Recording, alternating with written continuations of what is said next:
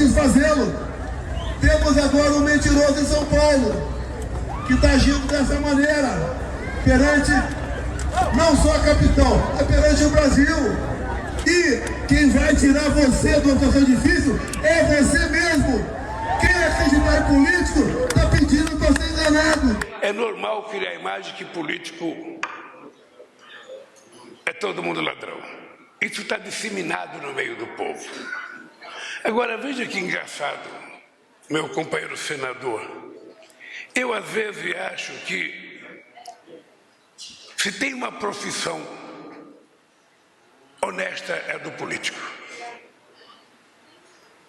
Ele pode virar ladrão porque ele é ladrão. Como também a nossa empatia já vem de fábrica, ou seja, o senso moral, tirando os psicopatas, vem de fábrica. Por isso que um bebê de 8 meses olha para uma criancinha que cai, ou um bichinho que se machuca, ele faz assim.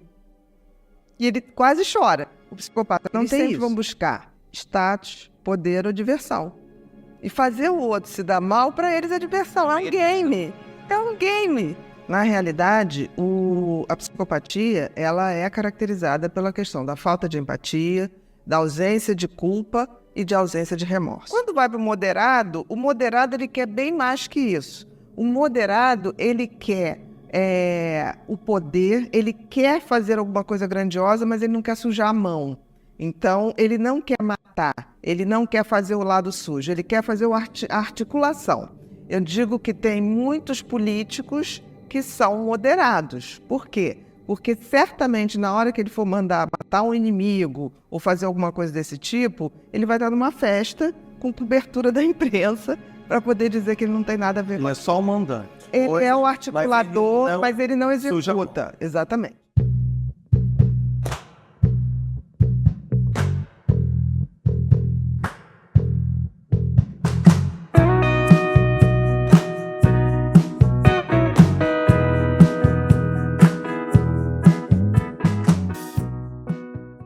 Meus amigos, tudo bem?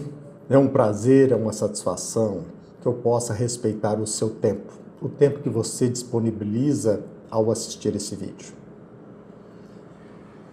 Meus amigos, em nossa caminhada aqui, nós somos, não sei se vocês concordam, mas nós somos tentados a simplificar. Por quê? Eu penso que é porque nós gostamos de regras simples, porque facilita o caminho, tornando-o curto. Em alguns casos, porque nós, movidos pela preguiça, noutros, até mesmo em nome da agilidade, da eficiência, nós alimentemos a ideia de que nós, através de regras simples, nós possamos resolver os nossos problemas no dia a dia.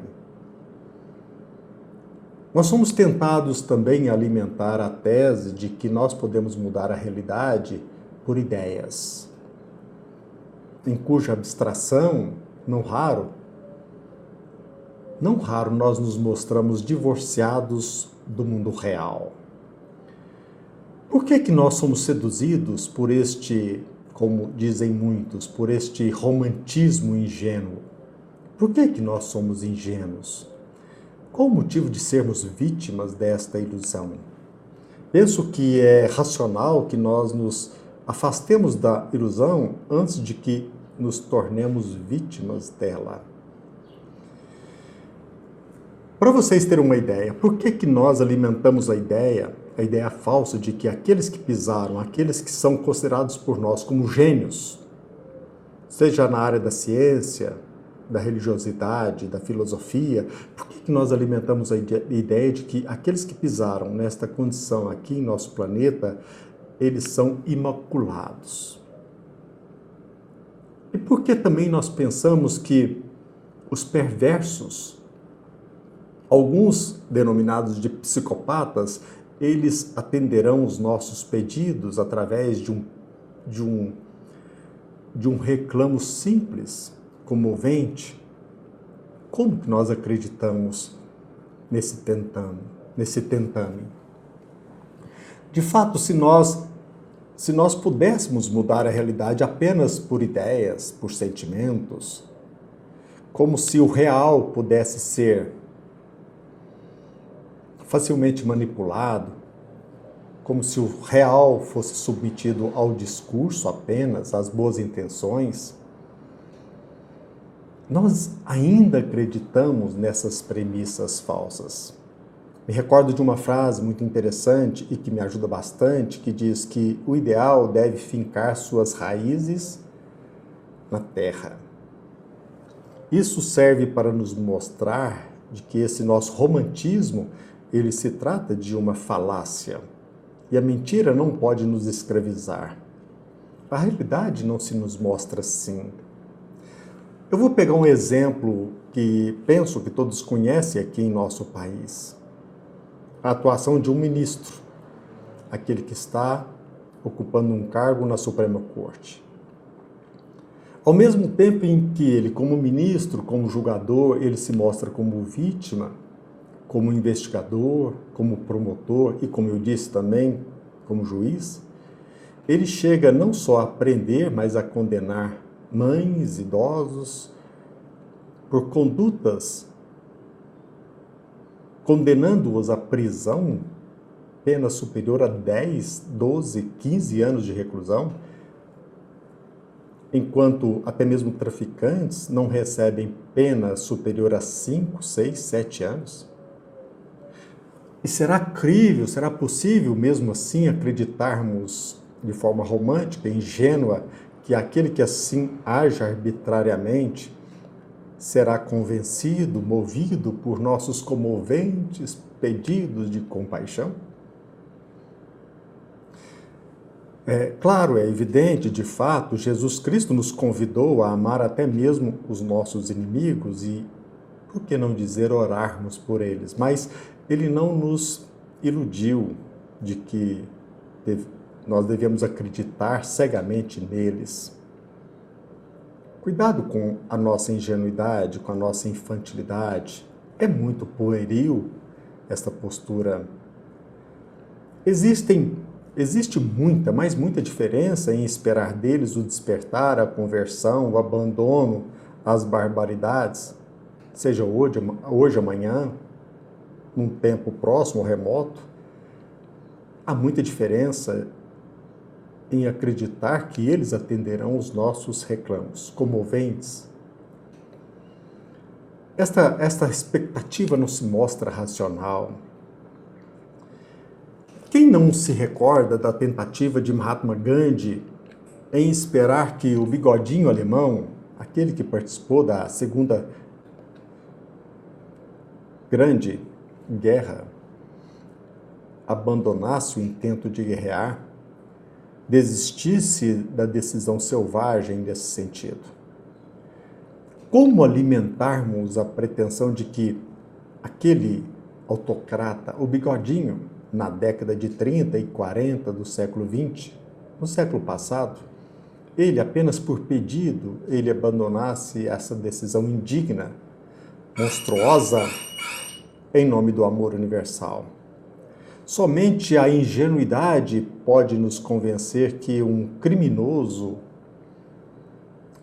um sátrapa, um assassino impiedoso, o grande juiz, o ministro, assessorado por inúmeros outros juízes, quiçá frios também, perversos ou, quem sabe, também covarde, escute os pedidos do povo, daqueles que são conhecidos como injustiçados.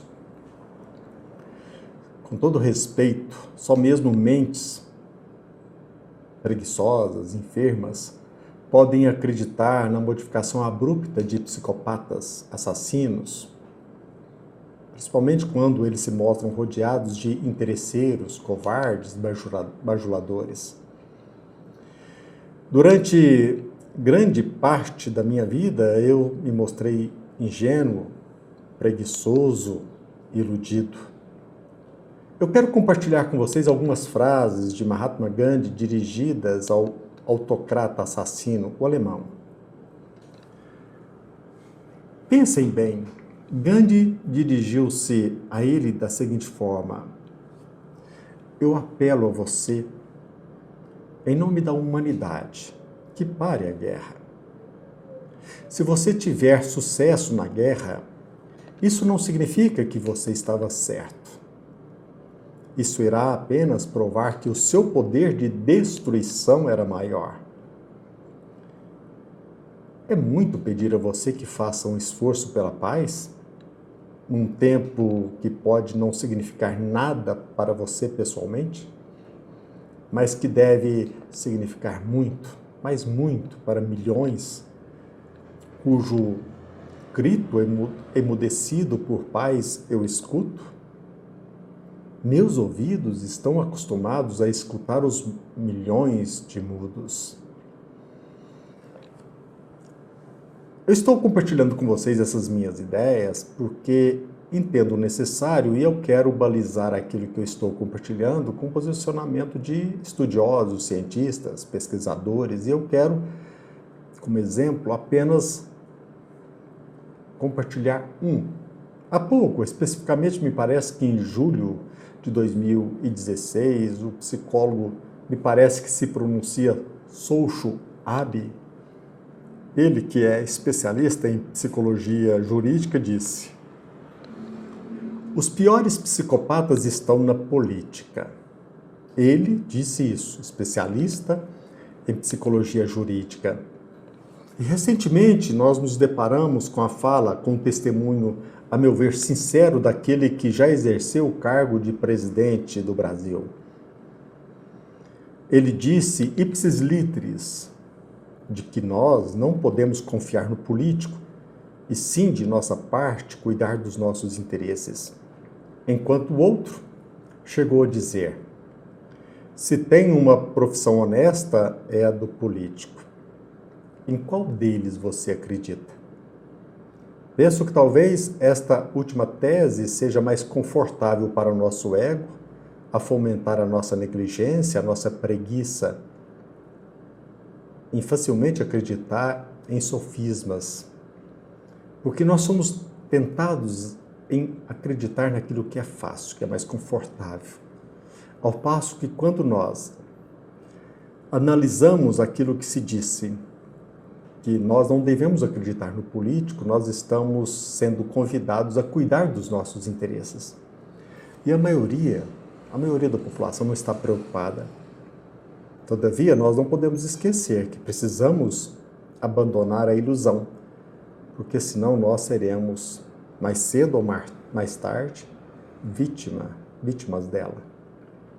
Basta olhar o que nós assistimos hoje em Cuba, Coreia do Norte, Venezuela e assim por diante. Cuidemos dos nossos interesses.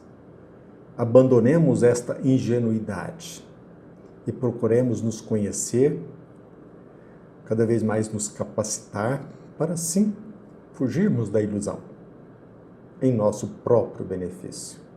Um abraço. Até breve. Agora, tem uma coisa também que é importante a gente destacar, que é o aspecto cultural e social. A gente sabe que existe, por exemplo, psicopatia no mundo inteiro, independente de qualquer coisa. Só que tem que a forma como se lida culturalmente, socialmente e até em termos jurídicos com essa perversidade faz com que você tenha níveis reduzidos. Não porque tenha menos psicopata, mas porque o psicopata, como a gente sabe, ele sabe o que faz com quem faz na hora que faz. Então ele sabe que terá consequências. Então ele se torna muito mais cuidadoso e ele só faz quando tem total certeza de que não vai ser pego. Então, por exemplo, na Índia teve há uns anos atrás, acho que mais ou menos uns 8 anos atrás, um chofer de táxi que estuprava, matava turistas. E aí, por fim, e ninguém pegava, por fim foi pego, pena de morte. Então, nunca mais teve caso, né, de estupro e morte de turistas, pelo menos em transporte. Então, a forma como uma sociedade tolera as maldades da psicopatia faz com que eles possam, de fato, florescer. Muito importante. Mas, assim, o problema do psicopata não é se ele faz delito ou não. Existem psicopatas que nunca vão cometer um crime, mas vão destruir a vida das pessoas. Porque o que está se referindo é se ele é perverso ou não. E existem perversidades absurdas, principalmente no convívio, que nunca vai chegar numa delegacia, que nunca vai chegar a ser registrado como um crime, né? Essa semana, a gente teve aqui no Rio Grande do Sul uma mãe que matou o filho. A mãe matou um filho, tá? Um filho de 7 anos, se eu não me engano. Enterrou esse filho e passou o tempo todo indo na imprensa local querendo que dessem paradeiro do filho dela, que ela tinha feito isso. Então a polícia foi investigando e chegou a ela. Então assim, que nível de perversidade é esse? Esse é grave, gravíssima. Não tem o que conversar. Então o que você está dizendo, tem como tratar? A gente hoje não consegue tratar. Pode ser que daqui a uns anos se consiga. Por exemplo, foram feitas pesquisas de você botar antidepressivos nas caixas de água que forneciam água para presos psicopatas graves. Eles já ficaram mais zen para falar as barbaridades que eles pensavam. Para poder pensar nas... Exatamente. Então, assim, não é isso. Eu acho que essa conexão, se a gente um dia descobrisse isso, tem mas o mais importante é que eles não têm jeito. Até hoje, dependendo da gravidade, é isolamento. Porque, assim, qualquer pessoa que não é psicopata, entra no sistema penitenciário, fica arrasado, emagrece, perde peso, porque tem um nível de consciência. Eu acho que é um nívelzinho de consciência. Não é muito elevado, mas é um nível de consciência. Tipo assim, o que eu fui fazer? Estou aqui. Quer dizer, tem um lamento. O psicopata, ele floresce no sistema penitenciário. Ele não perde peso, ele fica bonitão, sabe? Ele vai fazer a ginástica dele, ele rapidamente se articula para ver... Para conseguir os benefícios. Quem ele tem que seduzir, quem ele tem que manipular. Infelizmente, a gente não tem isso hoje. Hoje ainda é o isolamento.